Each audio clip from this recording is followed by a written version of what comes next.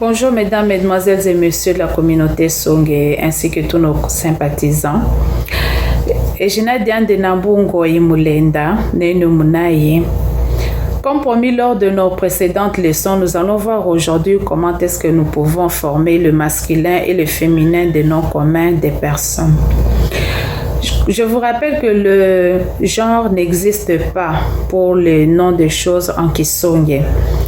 Et par exemple, lorsque nous parlons de la chaise, nous allons juste dire Nkwasa. Donc, on ne va pas préciser Nkwasa au masculin ou au féminin. Donc, on va juste dire Nkwasa. Alors, j'ai choisi quelques échantillons comme exemple de noms de personnes, ce qui pourrait enrichir votre vocabulaire en Kisonge. Pour former le masculin et le féminin des noms communs des personnes en Kisonge, on utilise Mwanumulume pour préciser si c'est un homme ou bien Mwanumukaji pour préciser si c'est une femme. Alors, nous avions vu dans nos précédentes leçons Mulume, homme, Mukaji, femme. Alors, lorsque par exemple on veut parler d'un professeur et on veut savoir quel est le genre de ce professeur, on va parler de Mulongeshi. Mulongeshi qui veut dire professeur. Mulongeshi Mwana Mulume. Mulongeshi Mwana Mulume. Donc, c'est-à-dire le professeur est un homme. Et lorsqu'on veut dire que c'est une femme, une professeure, on dira Mulongeshi Mwana Mukaji. Donc, Mulongeshi Mwana Mukaji, c'est-à-dire que le professeur est une femme.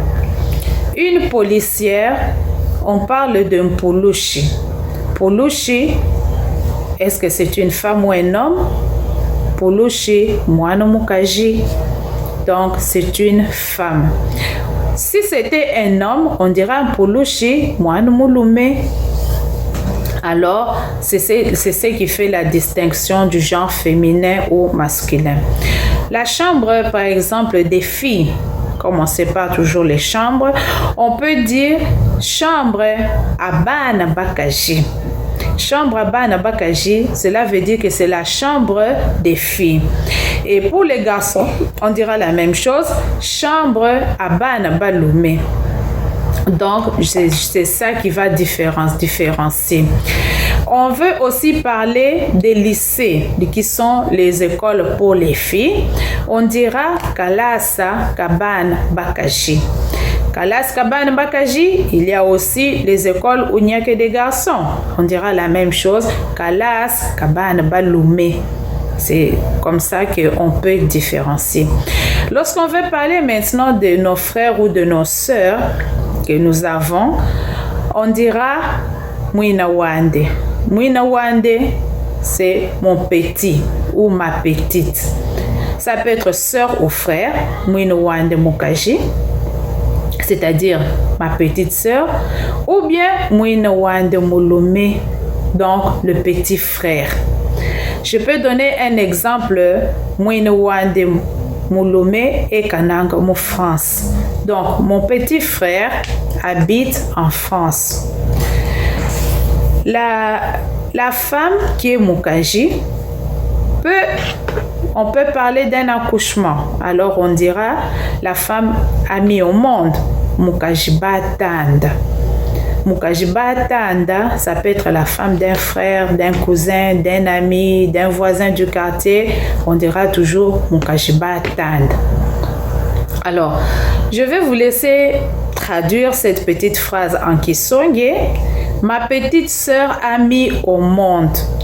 Ma petite sœur, on vient de voir ma petite sœur. Et a mis au monde, je viens de vous dire a mis au monde en Kisonge. Formez vous-même cette petite phrase comme exercice. Et on vous posera la question, quel enfant elle a mis au monde? Ou bien quel sexe? Le sexe de l'enfant. Vous allez poser la question, Mwana Kini. Mwana Kini, cela veut dire, elle a eu quel enfant? Est-ce que c'est une fille ou est-ce que c'est un garçon? Et la réponse, si c'est une fille, on dira, Batand Mwana Mukaji. Donc, Batand Mwana Mukaji, elle a mis au monde une fille. Si c'est un garçon, Batand Mwana Mulume. Donc, elle a mis au monde un garçon. que ce soit le métier, que ce soit la personne dont vous voulez parler, spécifiez juste en ajoutant Moine Mouloumé ou bien Moine Moukaché. Nous bafouons nous bosso, nous l'adikai et on se voit à la prochaine leçon. Merci beaucoup.